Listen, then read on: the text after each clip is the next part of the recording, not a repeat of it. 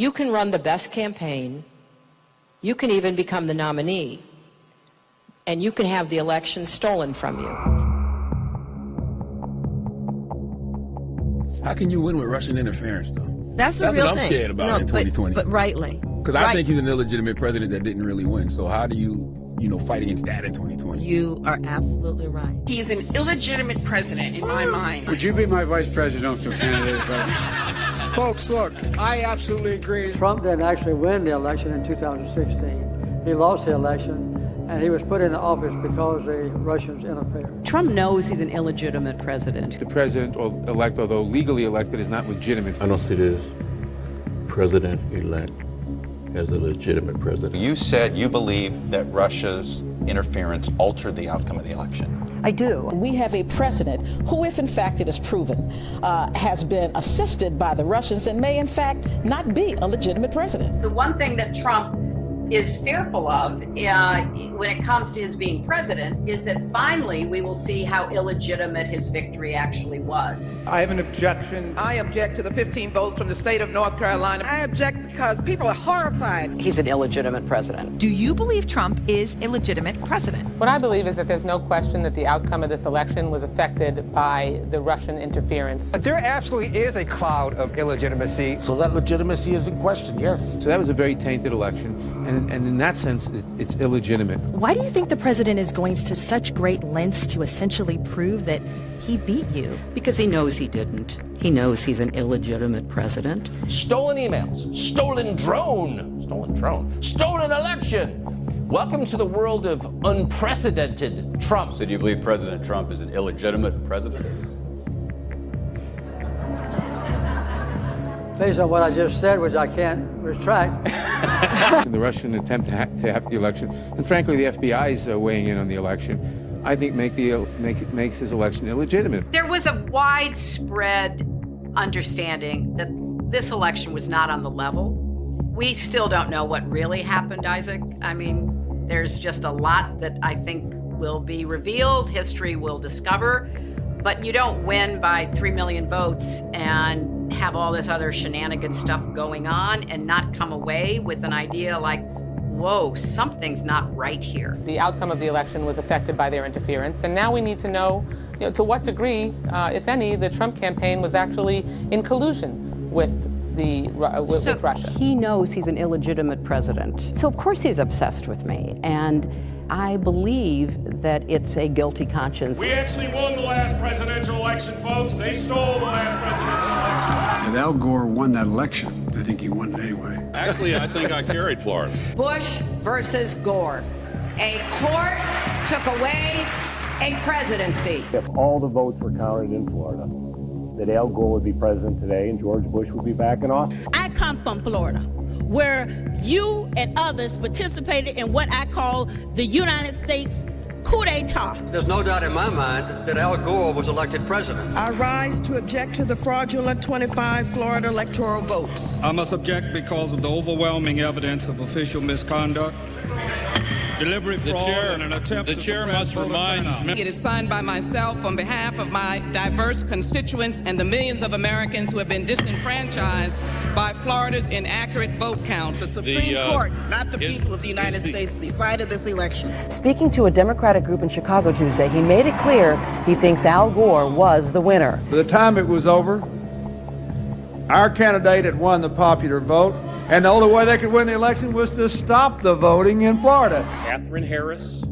Jeb Bush, Jim Baker, and the Supreme Court hadn't tampered with the results, Al Gore would be president. The Supreme Court elected the president. 2004, yes. Al Gore won the state of Florida in 2000, although not the presidency. But the Supreme Court tampered? That's a large charge.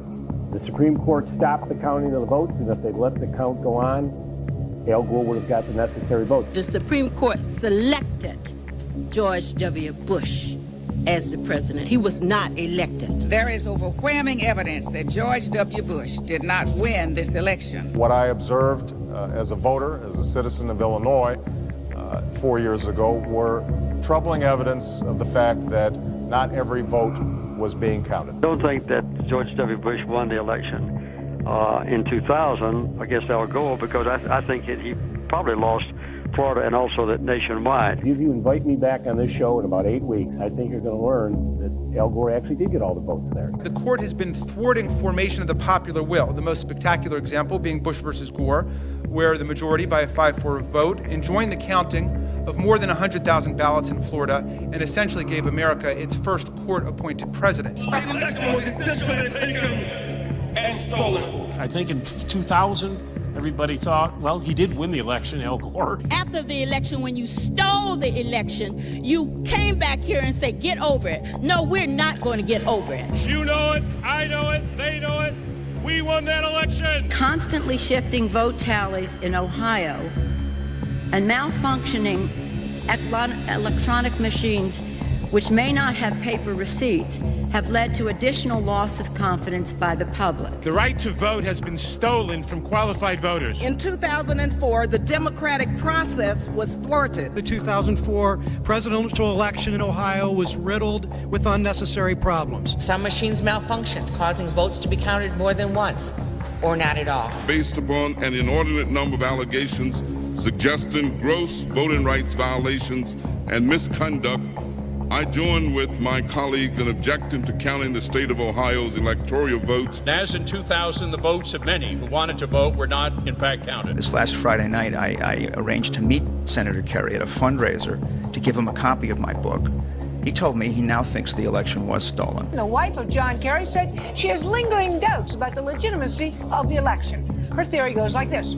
Two brothers, she calls hard right Republicans, own 80% of the voting machines in the U.S. Therefore, it would be easy to hack into the mother machines that control the electronic voting. There were numerous irregularities in Ohio, including large percentages of rejections of provisional balloting, problems with voting machines. As we look at our election system, I think it's fair to say that there are many legitimate questions about its accuracy, about its integrity. There are still legitimate concerns over the integrity of our elections. The question, obviously, is how many instances were not caught that we don't know about? Number one, we've seen a lot of what I'll call honest glitches where it just didn't work right, but also that these machines are hackable. A dishonest employee of the vendor, or a dishonest employee of a local board of elections, or simply someone who knows electronics and has a computer at home, could hack into these machines and put in a secret instruction to disregard every 20th Democratic vote or add 10% to the carry or to the Bush vote or whatever, and you might not ever know it. I agree with tens of millions of Americans who are very worried that when they cast the ballot on an electronic voting machine, that there is no paper trail to record that vote. The numerous irregularities that occurred with the electronic voting machines in Ohio on November the 2nd of last year point to an unresolved national crisis. We cannot declare that the election of November 2nd, 2004 was free and clear and transparent and real. There must be independent testing of the voting machines used in Ohio. I'm not confident that the election in Ohio was fairly decided. We know that there was substantial voter suppression, and the machines were not reliable. The members of Congress who have brought this challenge are speaking up for their aggrieved constituents, many of whom may have been disenfranchised in this process. Treating today's electoral vote count in Congress as a meaningless ritual would be an insult to our democracy unless we registered our own protest against the obviously flawed voting process that took place in so many of our states. Voters who wish to cast a vote for president or vice president can't approach the polls with certainty that their vote will be counted. One of the most significant problems in Ohio and in many other states was the lack of measures to ensure the integrity of electronic voting machines. In 2004, they caused Democratic voters in Ohio to wait for 8 hours before they could cast their ballot. They turned the Department of Civil Rights and the Justice Department into the voter suppression division with voter ID laws, voter purging, voter caging, voter intimidation. There aren't going to be any more election stealings. And despite the final tally and the inauguration and the situation we find ourselves in, I do have one very affirmative statement to make. We won. Without voter suppression, Stacey Abrams would be the governor of Georgia. And Andrew Gillum is the governor of Florida. I acknowledge that former Secretary of State Brian Kemp will be certified as the victor in the 2018 gubernatorial election. This is not a speech of concession. If she'd had a fair election, she already would have won. You refused to concede and say that you lost. Do you stand by that decision today? Absolutely. The election was not fair. The process was not fair. If Stacey Abrams doesn't win in Georgia, they stole it. It's clear. It's clear. I think that Stacey Abrams' election is being stolen from her. You notably did not concede. I did not. Okay, you acknowledged that he won, but you did not concede. Correct. 5 months later, do you still feel like your opponent won through voter suppression? Yes. Georgia voters did not have their votes counted. They were not allowed to cast votes. They had their votes discarded. She would be the governor of Georgia today had the governor of Georgia not disenfranchised 1.4 million Georgia voters before the election. That's what happened to Stacey Abrams. They took the votes away. Was the election in Georgia statewide a free and fair election? It was not a free and fair election. Reminder, she wrote, Brian Kemp stole the gubernatorial election from Georgians and Stacey Abrams. And it was not fair to those who filled out absentee ballots, and depending on the county you sent it to, it either was counted or not counted, assuming you received it in time. Brian Kemp oversaw for 8 years the systematic and systemic dismantling of our democracy, and that means there could not be free and fair elections in Georgia. It certainly gave the appearance of unfairness, and I think there was unfairness. Stacey ran a great campaign.